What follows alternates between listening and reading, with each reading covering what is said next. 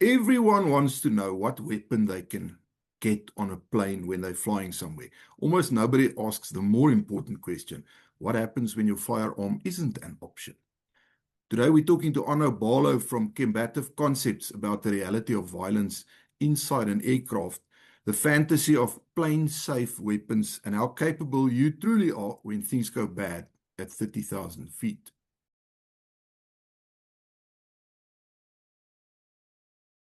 Arno, good evening. Welcome back.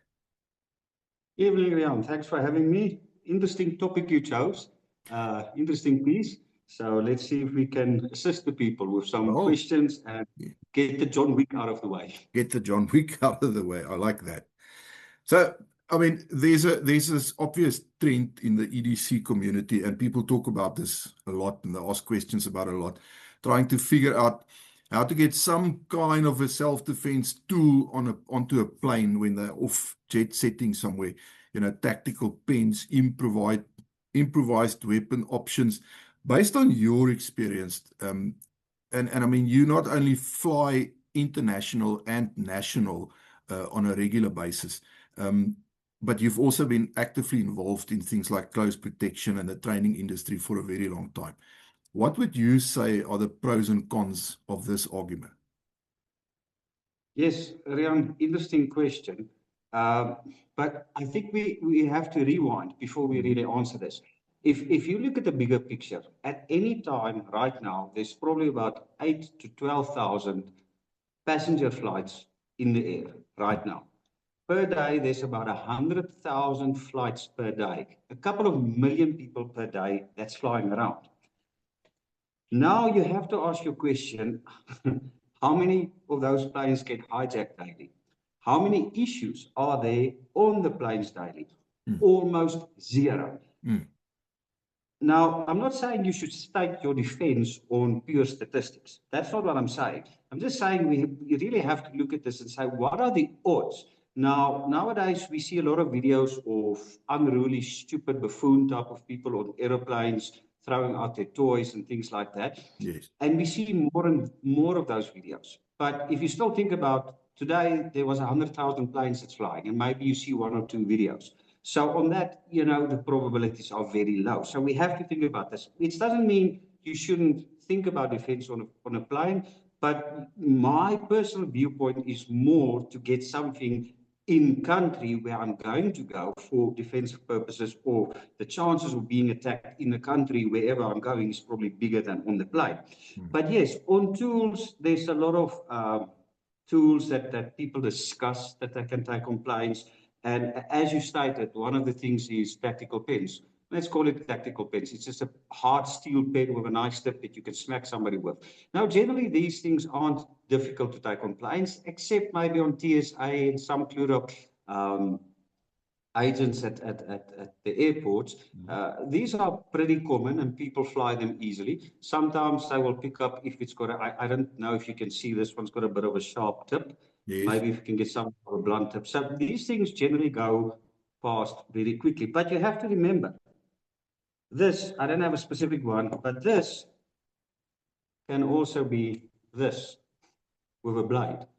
Not a very strong pen or anything, not a very sharp blade, but you can sharpen it. So, and there's pens that you know, have some features in. So you can take pens, people like flashlights. Now, flashlights is a no-brainer. You have to kind of fly with a flashlight on your carry-on because of the battery issue. You will probably get called off the plane if you leave a flashlight in your checked-in luggage. So flashlights really readily acceptable to go through. I prefer, when I fly with flashlights, not to have something with a hell of a striking bezel. I mean, I don't want it to look at, and I honestly prefer something that's just flat. Doesn't look like I want to go in there and hit somebody. So people fly with pens. You get so many tools. You get, I don't know. Do you know self-defense rulers? Have you seen them? I've actually ordered myself a couple. Serious? It is. It is quite an impressive little tool. It's a ruler, but I don't know what the material is. My old brain says it's like a perspex, but it's hell of a thick. and different thickness and lengths and whatever, you can fly with that, but you can do some serious damage because people are picking up, especially in countries where you cannot have something. So you get that. And then not as of late, very popular. I don't know what this, I think it's made out of G10. Now, I'm not saying fly with this, but very popular, the knife makers. But it's nothing new. Starting to make, let's call it plastic knives. Yes. That's actually got sharp edges. Now, when they scan it, they will probably see it, but there's some people trying to get this in on body because this will not activate that metal detectors, okay? Now, that's all good and well. You can look at all these tools, try to take them on the plane, you ask the pros and cons. My first concern, if I have to fly, I have to get where I want to go, especially if it's on contract. I have to get to that country. I cannot afford to get stopped by security and not get on my flight. I mean, think if you've got an array of equipment and somebody says, okay, let's check it, and they pick up all of these different things that you have, maybe you'll get locked up because I think you want to hijack a plane. Yes.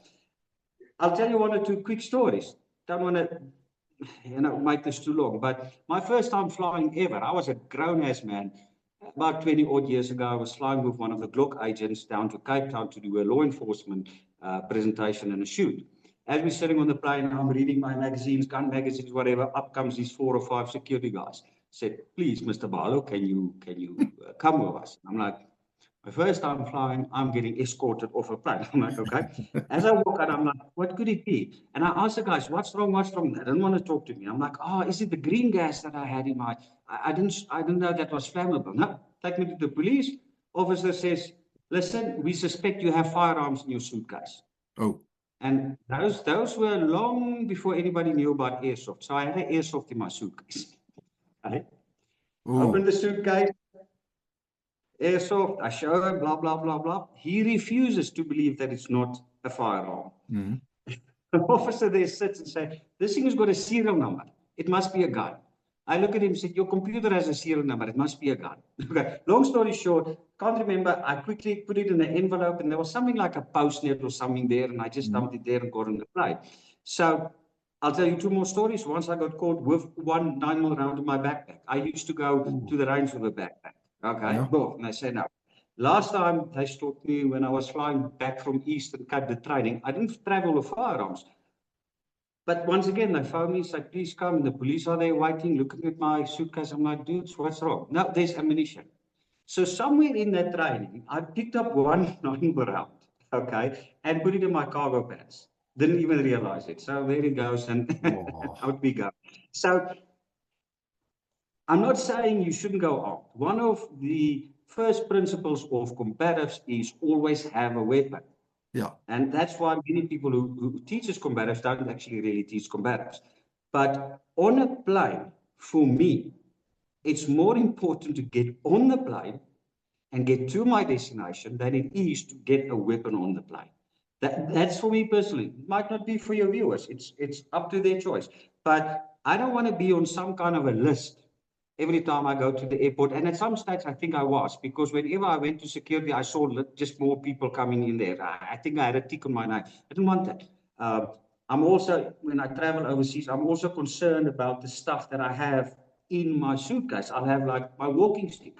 A lot of countries, you're not allowed to take something that's principal is a weapon, but something that secondary use as a weapon can be used. So I kind of walk around with these, and I don't want to get caught.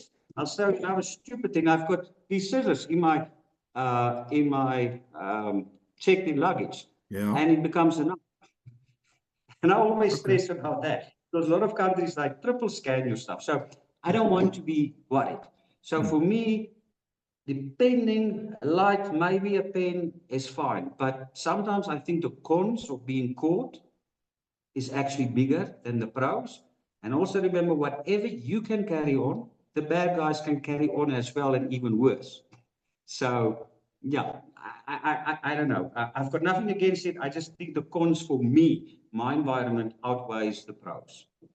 No, I agree. I mean, I've had to drop a plastic Kubotan in the bin here at the OR Tambo. It was Yeah, attached to my keys, and the security guy just wasn't biting that it was a key holder.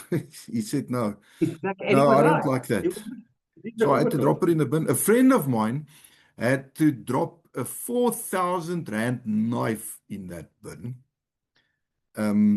because he was with his family. They were going down to Cape Town, and he forgot to take his knife out of his pocket. I've And had to stash a knife before check-ins, hoping when I returned it was still going to be there behind the dustbin, but it wasn't. It can happen, yeah. so let's say you do manage to carry something onto a plane and you've got it with you now.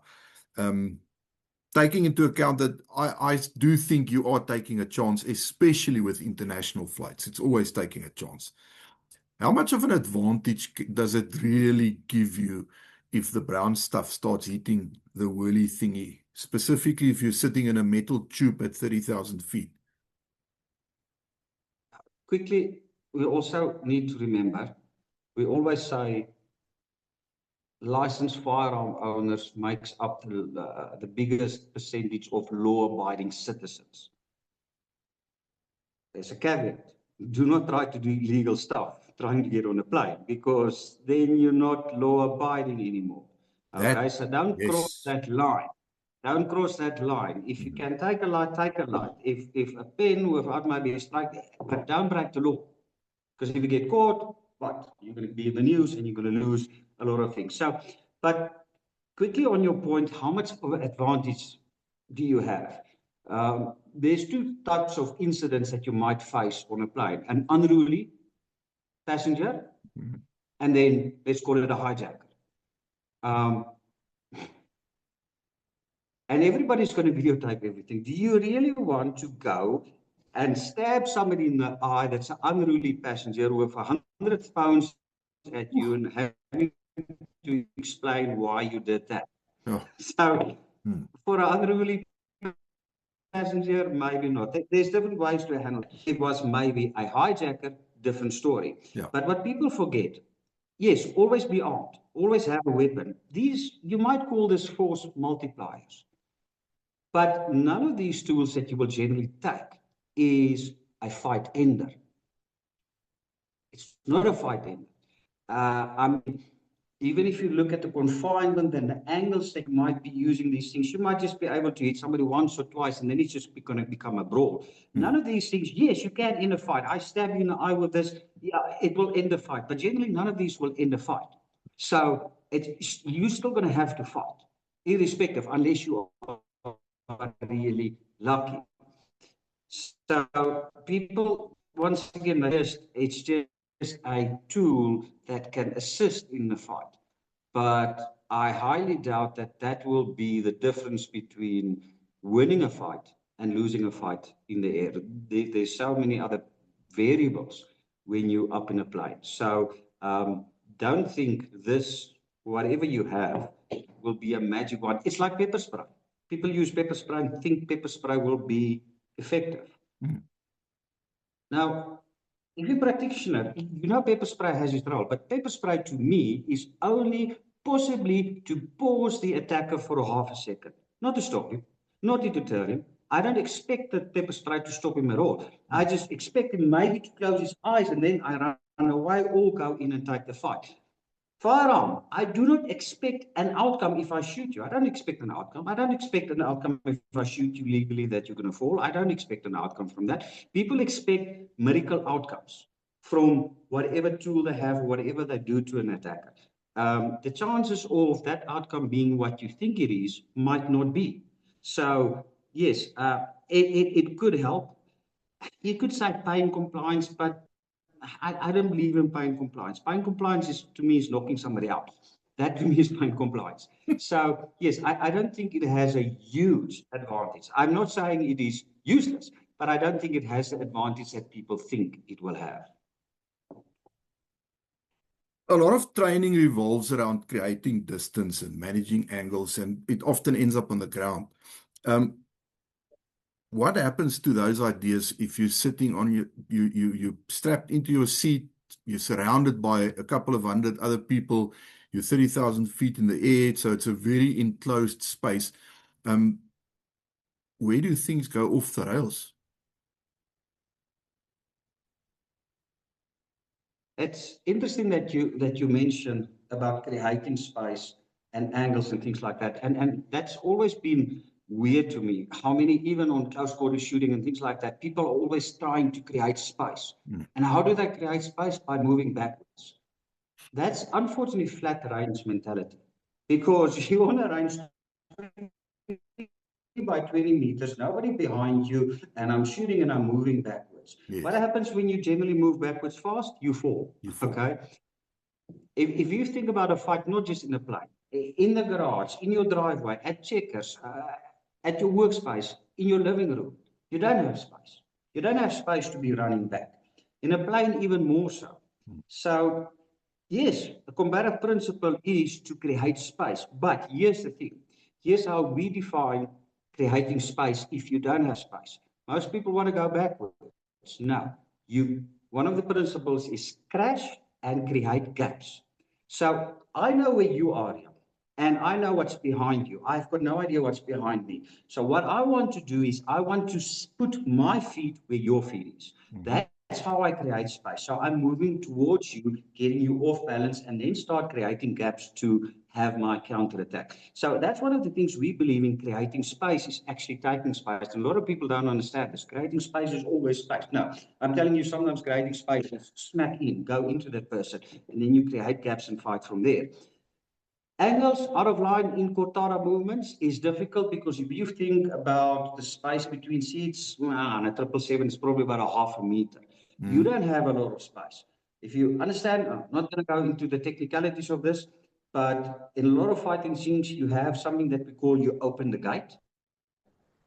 You can open the gate slightly, which isn't really creating an angle. It's not even an in-quartata line, but you can open the gate to create a bit of working space to be able to create power.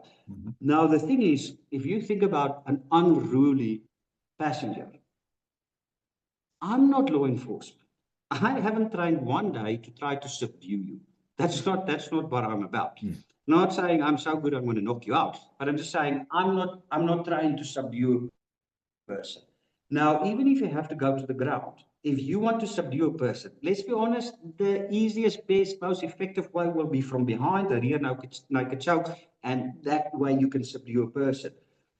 But to be in front of them in that confined spaces and go down to the ground and subdue a person, that's going to be very difficult. Because where are you going to have your space to put an armbar or something like that? Unless you're highly trained in jiu-jitsu, then you might be able to do it. Yes. And this is why I'm saying my mentality, my out-training is, it is, how do I subdue you?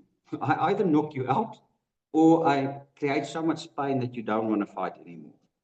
Once again, we go like, is this an unruly passenger or is this a hijacker? Unruly. How many times have you seen with this unruly passengers? What do they do? It's hug and tug and war and arms and hands, and the fight just extends and they're pulling and scratching their eyes and whatever. I don't have time for that.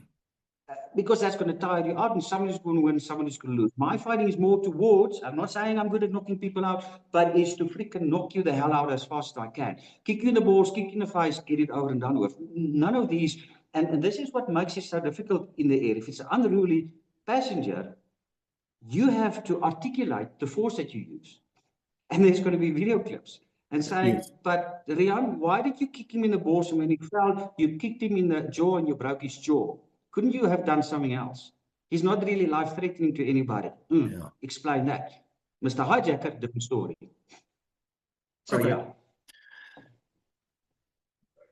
I think far too many people are focused on having some kind of a defensive tool, which they then tend to sort of bargain on, but they haven't really developed the ability to function without them. Is that correct? Would you agree with that? Absolutely, absolutely true. Now, firstly, humans are tool bearing. We operate better with tools than without tools. Animals don't need tools, we need tools. However, especially in the firearm handgun market for self-defense, people are almost completely reliant on the handgun. I've got a gun, this is going to save me. And even then, spend minimal time on actually mastering the gun. Now, I'm going to say this again. I'm all for training and I'm all pro training, but I don't subscribe to this things like, say, you've been carrying a firearm 20 years, you don't know how to use it, you are going to die in a fight. No, I don't subscribe to that. There's, once again, many untrained people who wins fights daily. Might not look good, might not whatever, but I think we do a disservice to everybody to say you're just going to die because you can't fight, you can't shoot. Now, however, training will give you an advantage. Now, the firearm community is heavily reliant on the firearm. That's my option. And they base their whole system just on the gun. It's the same. Now you're going to climb into an aeroplane and you're going to base your whole defense around the torch. So how do you think you're going to do that? What's one of the things that most, and I'm not talking about everybody, most people that carry handguns, what's the one type of training they generally don't want to do? They don't want to do any unarmed stuff or a combination of unarmed and armed. They shy away from that like the plague. No, we're not going to do it. But now, sir, you're getting into a plane. Oh, I've got my tactical pen and I'm going to move the guy into oblivion. Yes, you can, but are you really prepared for that? Have you actually trained for that? Probably no.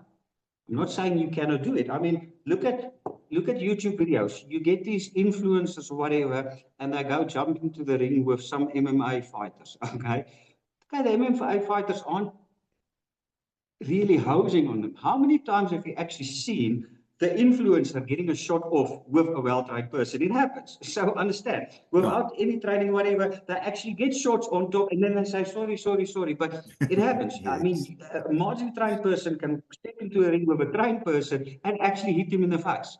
This is just reality.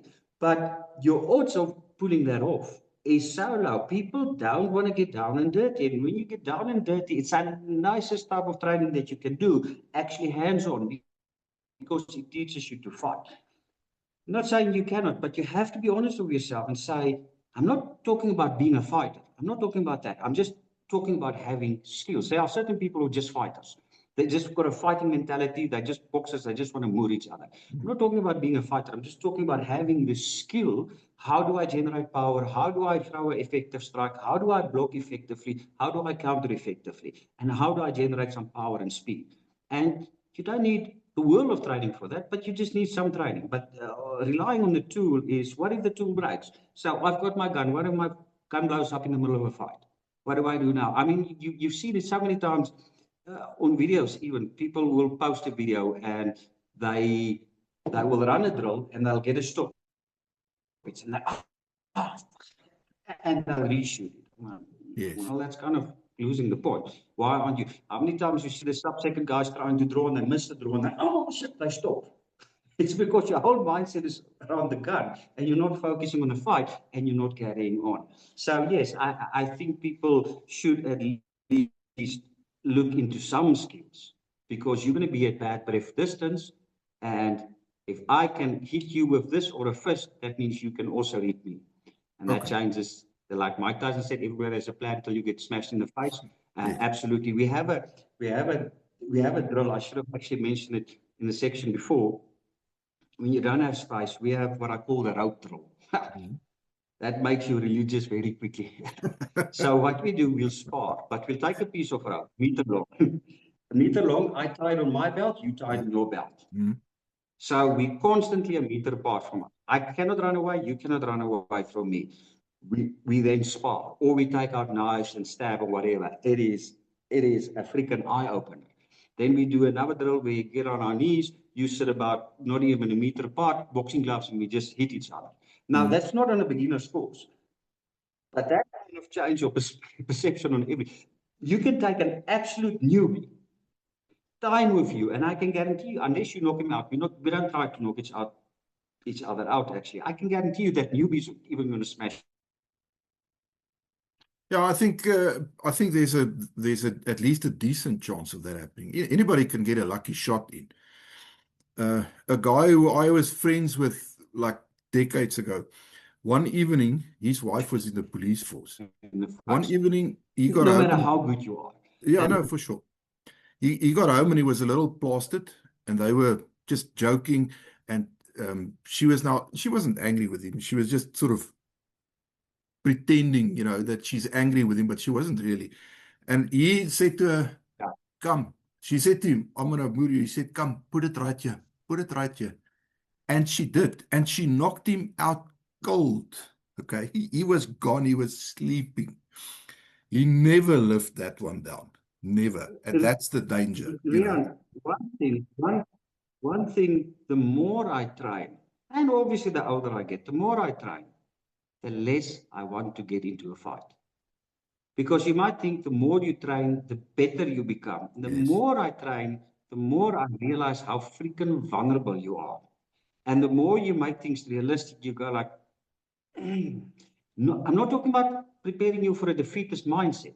There's a difference. You're still going to have a positive attitude. You're still going, I'm going to win the fight or whatever. But the more you do this, the more you realize how vulnerable you actually are. And that sometimes you just need to step back and be honest with yourself and say, let's rethink this. Well, I'm going to just switch the last two questions around, seeing as how we're touching on that point now. There's always talk about being willing to act and willing to get into the fight if something happens. But if we're being realistic about this, how should you assess whether or understand and be honest with yourself whether you're actually capable of doing something like that, even more so when it's in a confined space like an aeroplane in this case? So, Riaan, you're now referring to the range talk, the body talk, if that guy comes to me, I'm going to do this and this and this, wara. Listen, if somebody talks like that, just walk away, okay? If somebody talks like that, he cannot fight, okay? Even if that person has been in a fight, he's won that fight. He literally, there's something mentally, if he believes that there's something mentally wrong with that person, okay? All that body, I'll do this and I'll do that, yeah. And even if you've been in a fight, even a lethal fight, and you prevail, there's no guarantee that you'll prevail your next one. There's almost no correlation between a previous fight and the next one. I've been shot and stabbed, and I'm like, no ways that I think, what I've learned most? What not to do. That's what I've learned most, okay? Anyways. But here's the thing. I honestly think a lot of people go into this with a false bravado and absolute overconfidence in their skill. That doesn't mean you shouldn't have the mindset to fight, but it is awesome. I think you guys teach mindset. Everybody teaches mindset, and that's great. But mindset lacking skill is kind of an empty shell. So you should have the mindset, but you should try to have the skill to back that mindset. And now we're in a plane. I can't go stand by peep and draw and shoot. No. That's not going to help you. So I think there's a lot of people not being mean. It's just they're just big mouth. Okay, they're just big mouth. And also a lot of trainers. What's the word? They create a falsehood of skill in the way that they train. So people walk away and think, I can do this. And we can go into this for a long time. And I don't want to go into that now. My bottom line is, I don't want to fight. I don't want to get in a fight. If I don't need to be there, I don't need to be there. But my line is, when the outcome of the attacker's action, when the outcome is not acceptable to me, that's when I will get up. Sure. So if it's a person sitting there in first class and he's drunk and he's swearing and shouting and everything, and it's not affecting me, I'm not getting involved. Okay. But if the consequence of what's happening is not acceptable to me, then I will have to go in. If it comes to me personally, not that much, but if I'm flying with my family, whatever, and it's getting to that point, then I will go. But you have to remember, legally, once again, you have to articulate what you did and why you did it. So let's take 9/11, for instance. Let's take the one case in Point Wasproo and they had box cutters on and whatever. Then you have no choice. What choice do you have when you have no choice? When you know that plane is going down, then you have no choice. Then you don't want to, but if you have to give your life, you have to give your life. This is not talking big, but this is talking about 300 other people. It's not about being a hero. It's not. When that consequence is they're going to blow this up or crash this into a building, then you go, irrespective of what they have in hand. You have to at least go, because you're going to die in any case. Okay? Yes. What True. choice is it? You're either going to die fighting, or you're going to die and saying, what could I have done? So, once again, to me, the more I fight, the less I want to fight. I don't want to get in that scrap. But if I have no choice, then I will fight. If the consequences are not acceptable to me, then I will fight. And it comes back to the point, somebody says, who makes a choice if, not in a plane, if you have to shoot somebody? The attacker or the person being attacked? The attacker makes a choice. I don't make the choice. It's your action that makes me have to shoot you. I don't make the choice to shoot you. You made that choice when you pull out that knife, not me. Okay? Because now your actions is not acceptable. The outcome of what you're doing to me is not acceptable. You made that choice for me. Now I have to fight. So that's kind of how I think. If you make that choice that I now have to fight you, then I will. But if you're not forcing me to fight, I will rather try to step away and look at a 120 kilogram rugby player wrestling with a Karen or whatever on the plane and I type her. I'll rather leave it for that. I'm not going to play the hero. Last question. Let's take tools out of this now completely. And I think more let's focus more on common sense when it comes to flying, because I think that describes it best. What do you think about when you're going to fly? What are the things like, do you look at things like seat choices and situational awareness, positioning, stuff, you know, you can't really control too much of that other than your situational awareness. What do you do when you go flying that can actually make a difference? Okay, so fine line between being a hobbyist and a wannabe air marshal. I can't be an air marshal because once that pilot starts that engine, I fall asleep. Okay, I can just stay awake in a plane. So I'm not sitting 15 hours scanning the whole thing. Yeah. But let's not overkill. But I'm going to give you a bit of overkill and a bit of mid-ground. So, firstly, as I go, let's say I have a light or whatever on me. That's not the biggest concern. There's a couple of no-brainers for me. A, I never fly in shorts. And B, I will never fly in flip-flops. Okay. And C, I will always have a belt on me. Now, what I've done, I've bought myself a couple of belts with plastic buckles, which then I don't have to take it off to go through the thing and whatever. That's the non-negotiables. Long trousers, shoes, and a belt. That's kind of just, there's a lot of different reasons, but I mean, you scuffing around or whatever. I want some protection on my legs. And I want solid shoes to be able to keep my ground and kick and whatever I need to do. So, secondly, what I'll do, I try to never be late. Why? I like to be there as early as possible.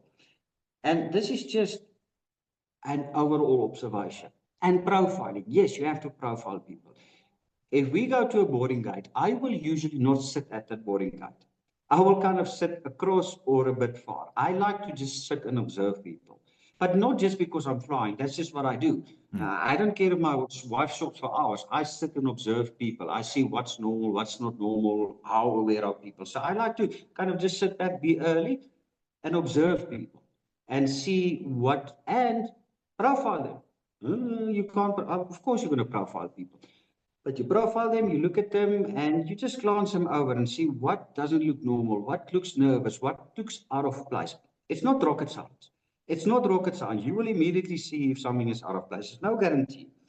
And then when we have to board, I wait almost till the end. It just gives me a last time to actually see as people go. Because once you're in the plane, you can't really observe people. You can't sit there and look around. Okay? Your only time is pre-boarding. So I will literally not go into the line quickly. I'll just wait a little bit. And then if I can, but this is convenience and maybe tactical consideration, if I can book my seat, I'll always take the rear. Way at the back, I'll see it. Nobody from behind can kick you. So I can lean back and I can sleep.